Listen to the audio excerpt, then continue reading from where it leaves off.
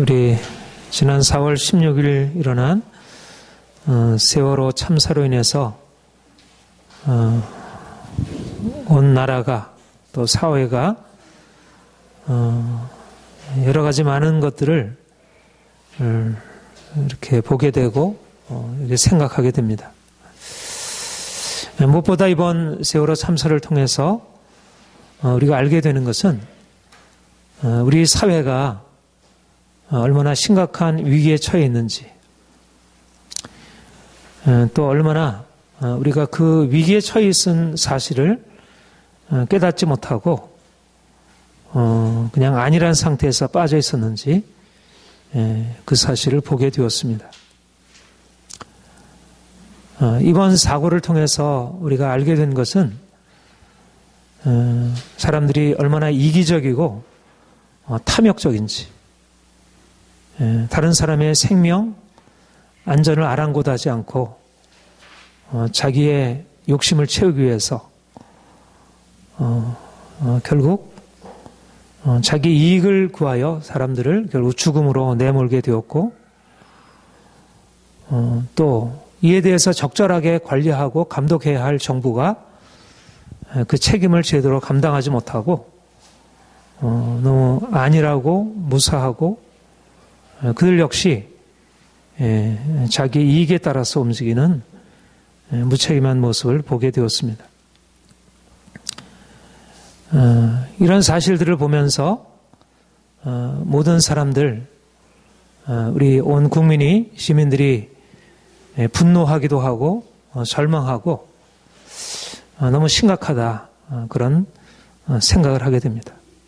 과연 이런 우리 시대에 일어나는 이런 심각한 위기 상황들에 대해서 누가 나서서 이거를 치료하고 또 이것을 바꿀 수 있을까? 우리가 기대하는 어떤 정치, 법, 지도자들에게 과연 그것을 기대할 수 있을까? 사실상 우리 현실을 바라보면 나름대로 이제 여러 사회 각 분야에서 그 역할을 감당해야 할 책임 있는 사람들이 있고, 또 무엇보다도 정부가 책임을 지고 이런 상황들을 대처해 나가야 할 것입니다. 또 앞으로 어떤 면에서 보면 그런 일을 하게 되리라, 그렇게 또 기대도 하게 됩니다. 그러나 근본적으로 이 시대의 위기, 이 사회, 이 국가에 당면한 이 위기를 극복하고 이 사회를 새롭게 할 수 있는 희망은 교회에 있다, 그렇게 믿습니다. 교회를 세상의 빛이라 말씀하셨고, 세상의 빛이라고 하는 것은 어둠에 처해 있는 세상에 대하여 교회가 희망이 될 수 있다는 것입니다. 오늘날 교회를 바라보게 되면 오히려 사회 어떤 분야보다 신뢰를 잃고 있고, 오히려 부끄러움이 되고 있고 조롱의 대상이 되고 있습니다. 안티 기독교가 일어나서 기독교는 박멸되어야 할 개혁 대상이 아니라 오히려 암적인 그런 요인이라 생각하고 그렇게 대적하고 비판하는 것을 우리가 보게 됩니다. 여기에 이제 우리 기독교가 한 일들, 특별히 교회 지도자들이 행한 잘못이 그 원인을 거기에 둘 수 있고, 이런 비난이 결코 지나치지만은 않다는 생각을 우리 자신도 하게 됩니다. 그러나 오늘날 우리 한국교회가 그런 모습인 것은 분명한 사실이지만, 그러나 하나님의 의도가 그렇지는 않다는 것입니다.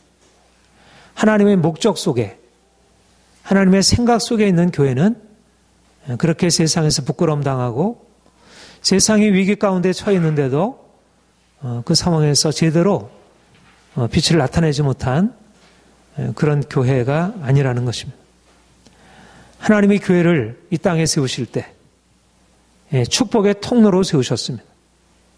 아브라함을 부르실 때 열방이 너로 인하여 복을 받으리라.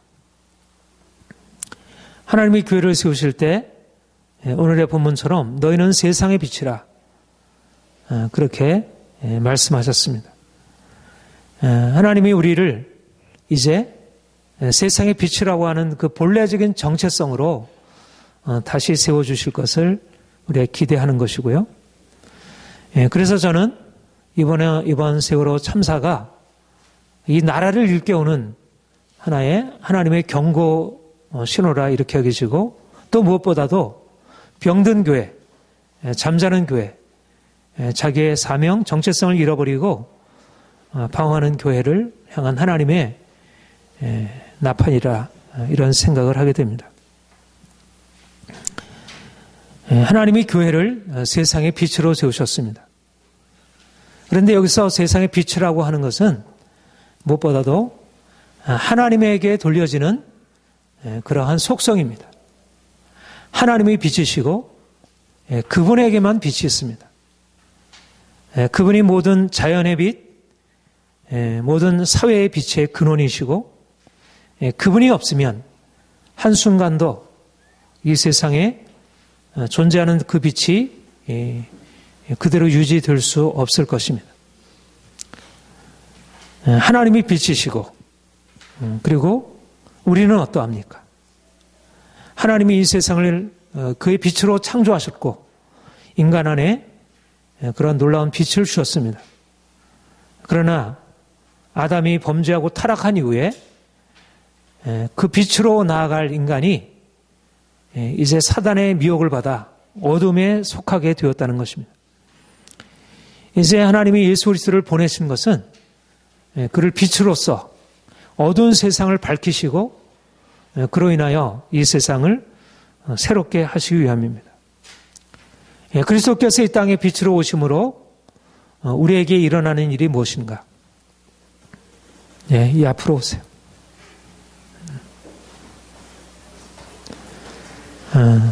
하나님이 우리 안에 행하시는 일이 무엇인가? 무엇보다도 우리가 누구인지를 깨닫게 되는 것입니다.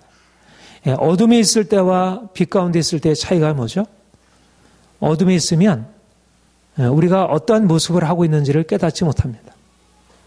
내가 어둠에서 얼굴에 까만 숫덩이를 묻혀놔도 내 얼굴이 까만지 이 밤이 되어서 까만 것인지 별로 분간이 되지 않습니다.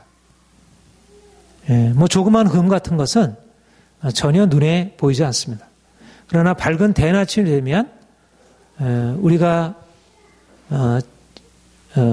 전혀 의식하지 못했던 우리의 더러운 것, 우리의 이제 그런 얼룩들 이런 것이 드러나 보이게 되죠. 마찬가지로 이 세상이 어둠 가운데 있기 때문에 사람들이 자기 자신이 얼마나 더러운지, 얼마나 자신이 악한지, 얼마나 자신이 문제 가운데 있는지를 제대로 깨닫지 못하는 것입니다. 어둠에 있는 사람의 가장 기본적인 특징은 자기 자신에 대해서 무지한 것입니다. 그래서 스스로 지혜롭다고 생각하고 스스로 자기를 의롭다고 생각합니다. 로마서 1장에 보면 사람들이 그 생각이 허망하여지고 그 미련한 마음이 어두워져서 스스로 자신을 지혜롭게 여기지만 우준하게 되어 썩지 아니한 하나님의 영광을 썩어질 금수와 버러지와 짐승의 형상으로 바꾸었다 그렇게 말씀했습니다.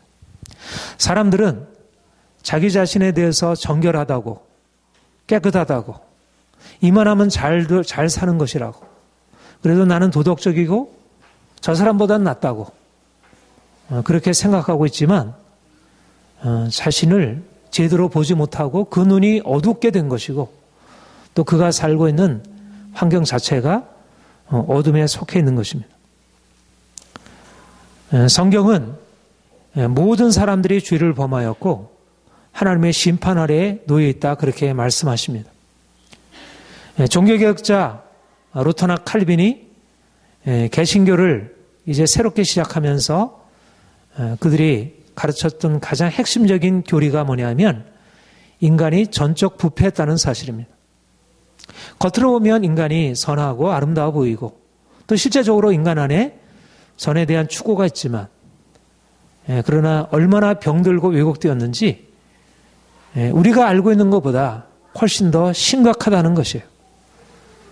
단지 사람들이 자기 기준으로 또 이 세상의 어둠으로 인하여 자신이 얼마나 심각한 문제 가운데 있는지를 깨닫고 있지 못하다는 것이죠.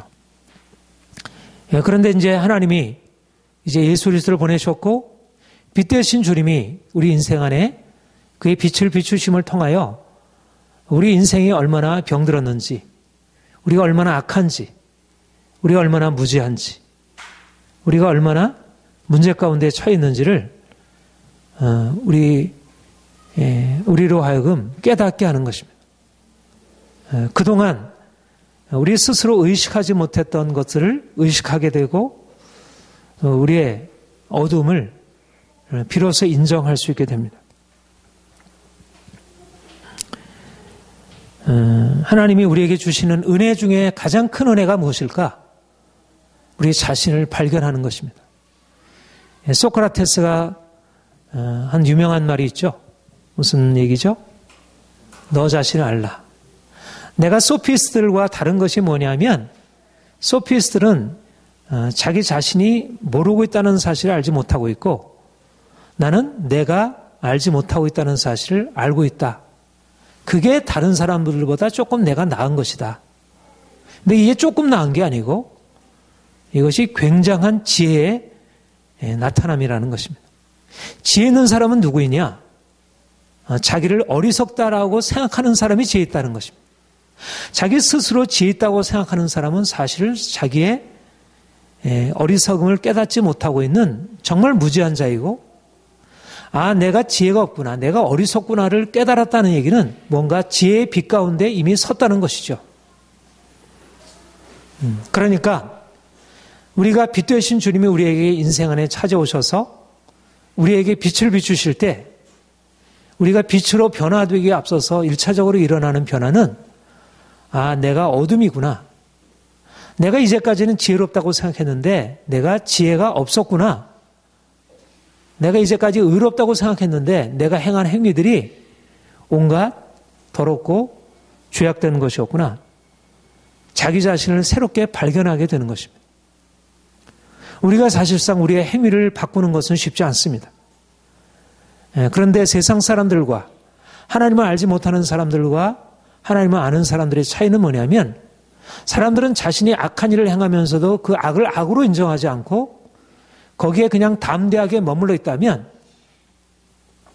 하나님을 아는 사람, 빛 가운데 있는 사람은 마치 그동안은 어둠 가운데 있을 때 자기가 얼굴이 얼마나 검은지 얼마나 자기 몸이 더러운지 이것을 느끼지 못하다가 밝은 대낮이 되어서 깜짝 놀라는 것이죠.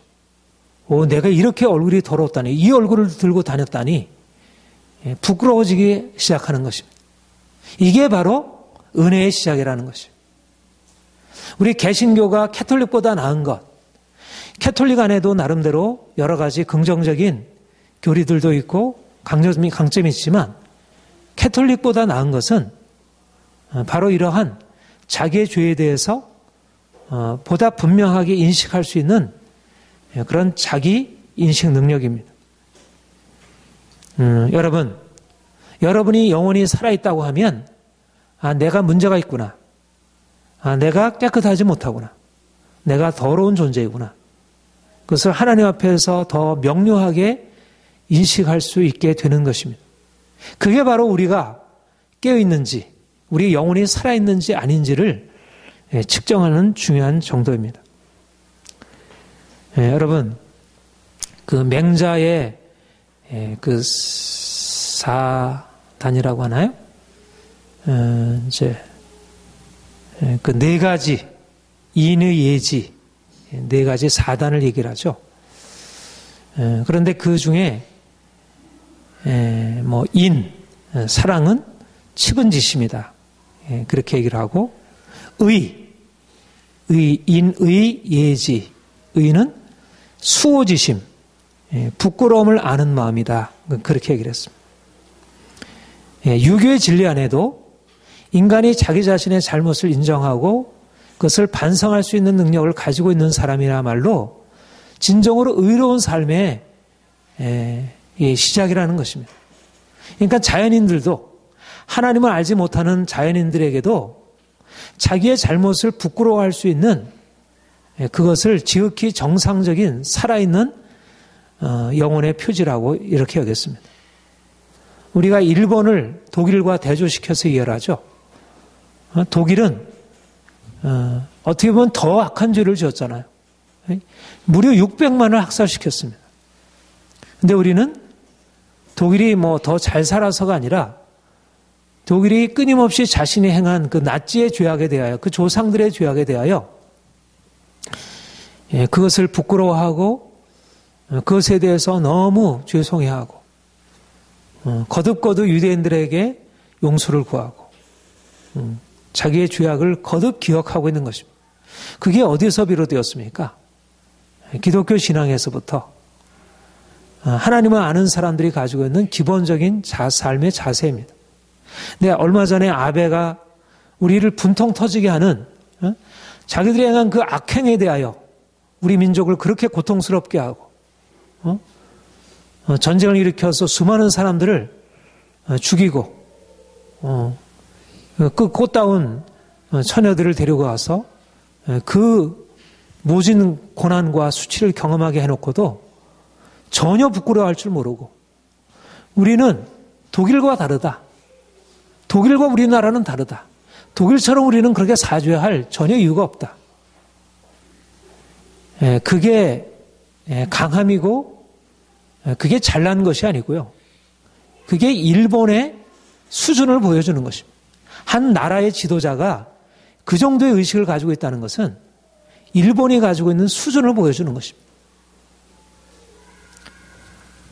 우리는 교회가 지도자들이 잘못을 해놓고 죄 가운데 빠져놓고서도 그것이 법정에서 유죄로 판결이 났는데도 불구하고 그것에 대해서 변명하고 부끄러워할 줄 모르고, 우리가 주님을 만나고 주님 안에서 우리가 빛 가운데 거한다는 것은 우리가 이전에 알지 못했던 우리 자신의 죄에 대하여, 부끄러움에 대해서 잘못하고 잘못했다는 사실을 하나님 앞에 인정하고 그것을 평생 붙들고 살아가는 것입니다. 우리가 그것 때문에 눌려 살 것은 아니지만 우리 안에 있는 그런 부끄러움을 인식하고 행하는 것입니다. 누가 가장 큰 죄인인가? 그것은 자기를 스스로 의롭다 여기는 교만한 자입니다. 하나님이 가장 싫어하는 사람은 음란하고 방탕한 사람이기보다 사실은 겉으로 볼 때는 드러난 잘못이 없을지라도 스스로 자신을 의롭다 여기는 바리새인과 같은 교만한 자입니다. 교만한 자를 하나님이 대적하신다고 했습니다.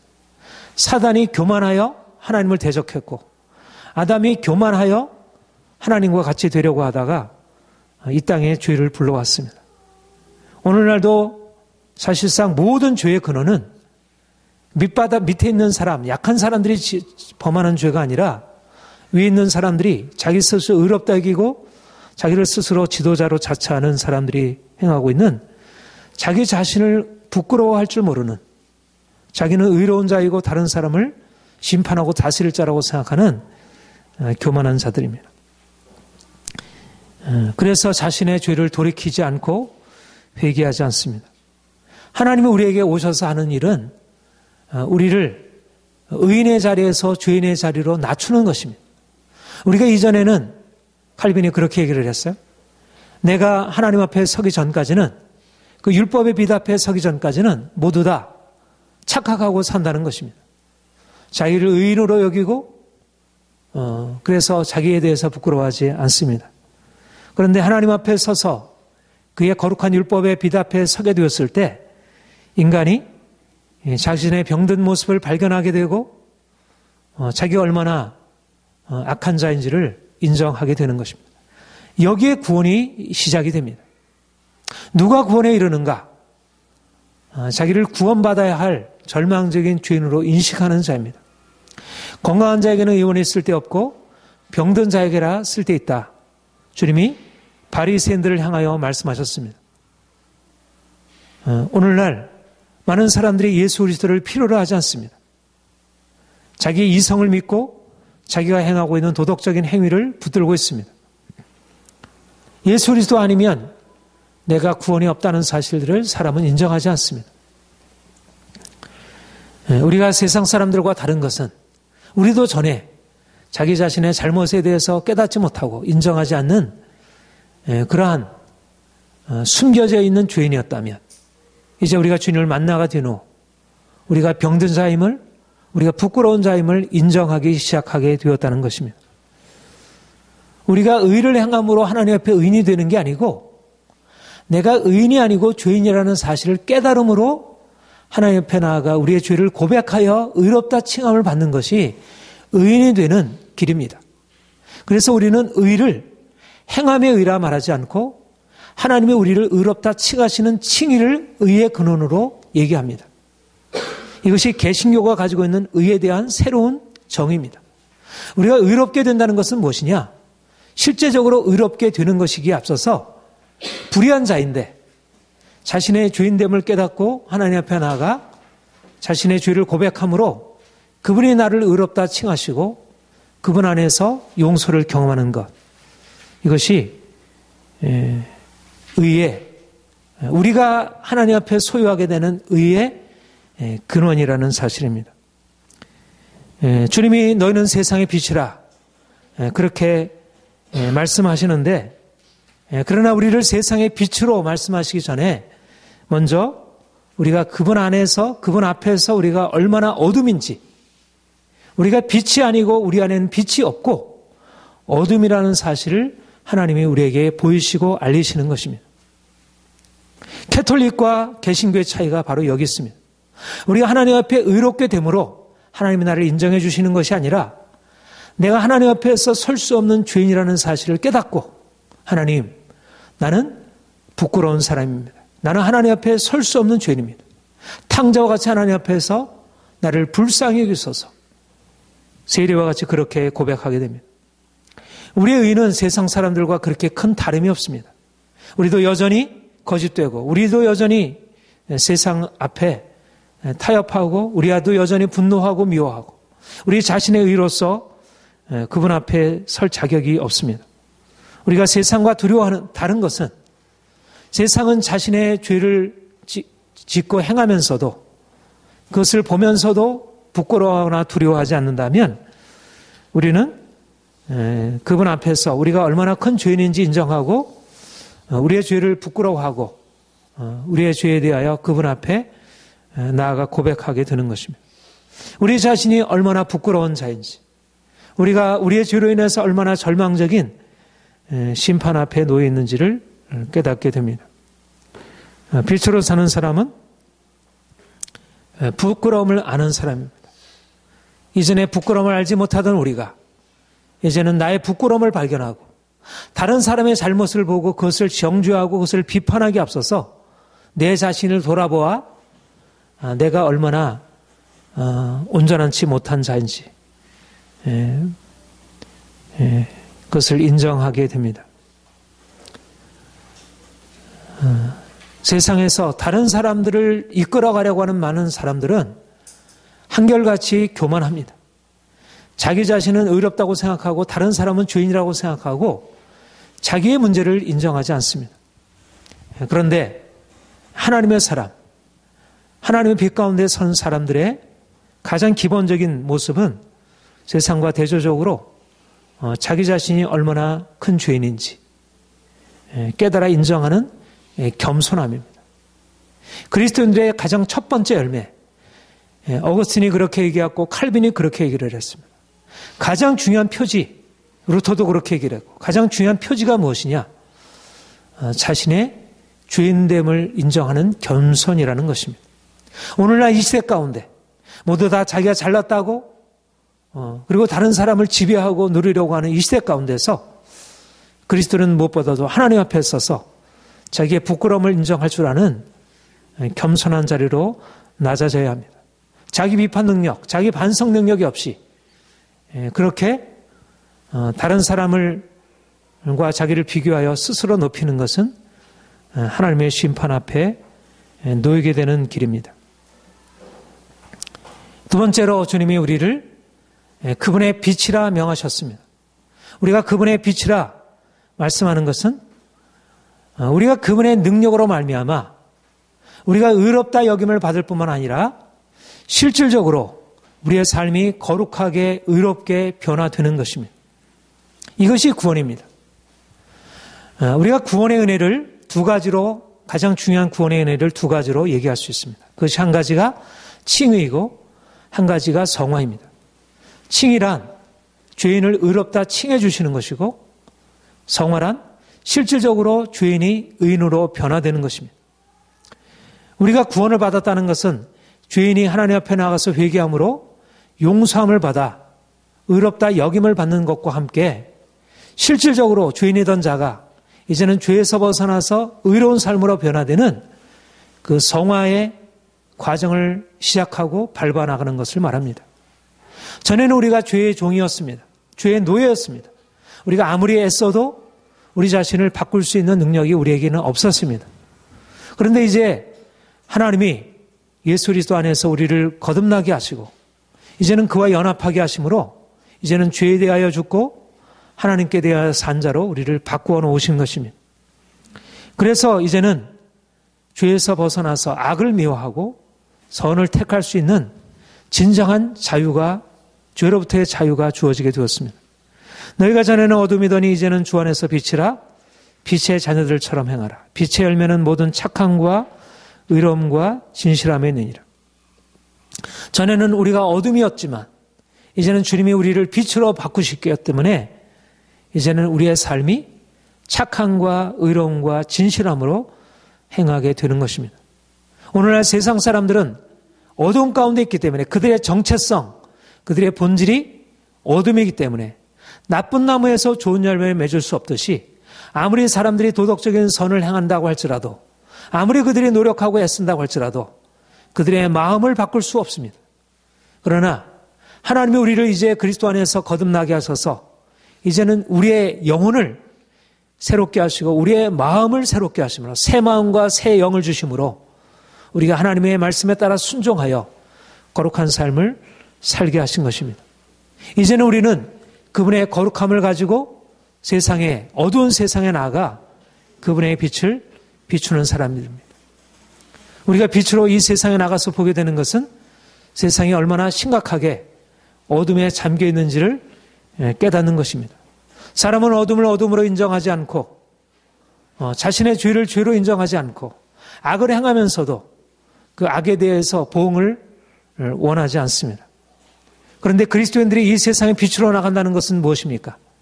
그것은 바로 이 세상을 악을 악이라 말하고 선을 선이라 그렇게 명시하는 것입니다. 이 세상이 악한 일이 횡행하고 우리의 가정과 이 사회와 국가와 삶의 전 영역에 악이 점점 뻗어가고 있고 자라나고 있지만 사람들이 그 악을 오히려 선으로 치장하고 그것을 전혀 부끄러워하지 아니하고 이젠 드러나게 죄악을 범하고 드러나게 미화해서 TV에서 인터넷에서 언론에서 이러저러한 것으로 악을 조장하는 일들이 공견하게 일어나고 있습니다. 아니 정부가 오히려 악의 편에 서서 선을 대적하는 일까지 합니다. 무엇보다도 그리스도인들은 하나님께서 빛으로 부르셨습니다. 너희는 세상의 빛이라. 주님이 우리를 세상의 빛으로 부르셨다는 것은 이제 악이 선으로 은폐되고 선으로 둔갑되는 이 세상 속에서 악을 악으로 드러내고 그래서 그 빛으로 그 어둠의 정체를 밝혀내는 것입니다. 그리고 그것에 대해서 이제 그리스도인들은 더 이상 방관하거나 방조하거나 인정하지 않고 거기에 대해서 대적하고 또 그러한 행위들을 미워하고 그런 행위들을 행하는 사람들에 대해서 분노하고 그것과 싸우고 대적하는 것입니다. 오늘날 많은 사람들이 악한 행위들을 보면서도 그것이 자기에게 해가 될 줄로 생각하면 거기에 대해서 침묵합니다. 악을 보면서도 이번에 세월호 참사의 원인이 무엇입니까? 악한 행위를 하는 사람들과 그 악에 대해서 침묵하고 방조하는 연약한 사람들, 약자들, 자기 이기적인 동기를 가지고 그대로 거기에 머물러 있던 수많은 주변에 있는 많은 사람들입니다. 이것은 몇몇 사람들의 문제가 아니라 우리 모두가 살아가는 삶의 방식이 되어버렸습니다. 선과 악을 명확하게 구별해내어서 악을 심판하고 그리고 선을 칭찬하는 것이 자연스러운 것이 아니라 오히려 희귀한 것이 되어버렸습니다. 오늘날 그리스도인들조차도 세상의 악에 대해서 드러내어서 심판하려 하기보다 오히려 은혜라는 이름으로 덮어버리고 본인 자신들도 자기 욕심을 이루기 위해서 오히려 그런 것을 덮어주려고 하는 그런 악의 동조자가 되어가고 있습니다. 말하자면 악이 횡행하게 되면 선한 사람들이 고난을 받고 고통을 당하게 됩니다. 이번 참사에서 우리가 보게 되었듯이 악에 대해서 심판하지 않으면 결국 선한 사람, 무고한 사람들이 결국 고통을 당하게 되고 온 공동체가 어려움을 겪게 됩니다. 그러나 사람들은 그런 것에 나서서 그것을 비판하거나 그것에 대해서 싸우려 하지 않습니다. 사람들이 그것을 분별하지 못하는 것은 아니죠. 저렇게 하는 것은 잘못된 거야. 그러나 이것에 대해서 어떻게 하겠어? 뭐 내가 한다고 해서 뭐가 되겠나? 만약 그렇게 했다가 내가 쫓겨나기라도 하면 어떻겠어? 내가 미움을 당한다면 어떻겠어? 그래서 악에 대하여 그냥 동조하고 방관하고 묵인하고 있습니다. 결국 사람들이 구하는 것은 이 땅에 선을 세우고 정의를 세우는 것이기보다는 자기의 만족과 평안을 구하는 것입니다. 결국은 자기 행복이지 사람들의 삶을 건강하게 세워져가는 일을 하지 않는 것입니다. 우리가 이 세상 속에서 빛으로 살아간다는 것이 무엇입니까? 세상의 악을 악으로 드러내고 비판할 수 있는 능력, 그것에 대해서 정죄할 수 있는 능력, 분노할 수 있는 능력입니다. 우리가 자기의 이익에 걸려있는 것에 대해서는 분노합니다. 조금이라도 자기에게 잘못하게 되면 굉장히 분노하고 굉장히 상대방의 잘못에 대해서 강하게 자기 권리를 주장합니다. 그러나 다른 사람이 당하는 피해 그리고 명백한 악에 대해서 침묵하고 있는 것입니다. 자기에게 손해가 돌을 것 같아서. 그러니까 우리가 정의를 드러낼 때는 우리의 이익이 걸려있을 때 정의를 드러내지 결코 그 정의 그 자체를 추구하지 않는다는 것입니다. 이런 면에서 세상이 병든 것이고 세상이 건강하지 못합니다. 그런데 그리스도인들도 별 다름이 없다는 것. 우리도 그동안 그렇게 살아온 것입니다. 주님이 우리에게 말씀하는 것은 이제는 너희는 다르다. 너는 세상의 빛이다. 그래서 악한 세상을 향해서 악이라 명시하고 그것을 통해서 이 땅에 사람들의 평화와 자유가 일어나게 됩니다. 얼마 전에 별세하신 넬슨 만델라 같은 자유와 정의와 평화의 투사, 그가 무려 25년 이상의 그 모진 고난을 받으면서 자유를 위하여 정의를 위하여 싸웠고 그것을 통해서 그 한 나라가 그 죄의 고통에서 벗어날 수 있었고 그에 앞서서 우리가 잘 아는 마틴 루터 킹과 같은 하나님의 말씀에 근거해서 불의한 세력에 대하여 자기의 목숨을 걸고 싸운 것입니다. 오늘날 우리나라가 다시 살 수 있는 길이 무엇일까? 이와 같은 정의의 사람들이 일어나야 하는 것이에요. 돈을 위하여 자기 욕심을 채우기 위해서 불의를 그냥 인정하고 묵인하고 불의에 참여하고 이러한 세상에서 우리 그리스도인들이 그와 같은 일에서 이제는 끊고 우리를 돌이킬 뿐만 아니라 이제는 세상에 나가서 그건 악입니다. 그건 죄입니다. 그렇게 하면 안 됩니다. 그렇게 하면 반드시 망하게 됩니다. 지적하고 그 일로 인하여 세상과 싸우고 갈등하게 되는 것. 이렇게 해야 세상이 건강하게 되고 변화되고 새로워질 수 있습니다. 오늘날 이 세상에 만연한 죄악들, 점점 만연해가는 이 세상의 죄악들을 누가 막아낼 수 있겠어요? 하나님의 율법이 살아있는 교회가 잠잠하고 그 교회가 그 자체를 인정하고 있는데 어떻게 이 세상에 율법이 폐해가고 정의의 폐해가 도덕이 사라진 이 땅 가운데 누가 이 세상을 살려낼 수 있겠습니까? 정치인이 하겠습니까? 정치인도 이미 자기의 욕심으로 생하는 사람들인데 결국 사람들을 두려워하고 여론을 두려워하고 자기 이익이 걸린 것에 대해서는 침묵하는 사람들인데 정치인들에게 기대할 수 있겠습니까? 교수들에게 기대할 수 있겠습니까? 하나님의 사람들이 일어나지 않으면 이 세상에 떨어진 정의, 무너진 이 도덕성을 누가 회복할 수 있겠습니까? 용기 있게 나서서 세상의 죄악과 어둠에 대해서 분명하게 드러내고 그것을 나타내지 않는다면 세월호는 사람들 안에 있는 이기심, 탐욕, 거짓의 실상을 보여주었습니다. 우리나라가 몇십 년 만에 이렇게 압축적으로 성장하면서 그야말로 세상이 놀랄 만큼 모든 세상이 놀랄 만큼 그렇게 우리가 부강하게 되고 잘 살게 되었습니다. 그러나 사람들의 영혼은 병들게 되었고 점점 더 이기적으로 되고 정신적인 가치, 도덕성을 다 잃어버리는 쪽으로 사람들의 가치관이 너무나 병들어 가고 있습니다. 사람들은 사실은 세월호 참사를 통해서 우리 자신의 모습을 비춰볼 수 있는 그런 용기도 없고 그런 눈도 없습니다. 누가 이 땅에 무너진 정의를 회복하고 사람들의 드러난 악에 대하여 또 드러나지 않는 악과 욕심에 대해서 그것을 꾸짖고 그것에 대해서 돌이키도록 경고할 수 있겠습니까? 하나님이 교회에 이 사명을 부여하신 것입니다. 교회가 세상의 축복이 되는 이유는 세상의 정의를 회복하는 것입니다. 아브라함이 그가 하나님의 축복의 통로가 된 이유는 그에게 공평과 정의를 세상에 나타내기 위함으로 그와 그의 자손이 대대로 이것을 나타내기 위해서 하나님의 아브라함의 자손을 택하여 부르신 것은 바로 이 세상의 이 불의한 세상 가운데 하나님의 정의를 드러내기 위함입니다. 하나님의 교회가 이 땅에 희망일 수 있는 것은 다른 것이 아니고 정의를 회복하는 데 있습니다. 그리고 이 세상에 나아가서 이 불의한 자들의 불의에 대해서 심판을 선해야 합니다. 은혜로 덮어주는 것을 말하기보다 은혜로 덮어주는 것을 미리 말해주게 되면 세상의 악은 점점 묵인하고 방조되게 됩니다. 교회가 악한 일을 행한 사람들에 대해서 정죄하고 그들을 심판해야지. 그들을 심판하지 않고 그냥 다 사람인데 다 인간이 어떻게 할 수 있겠어. 그것은 세상의 논리지 성경의 논리가 아닙니다.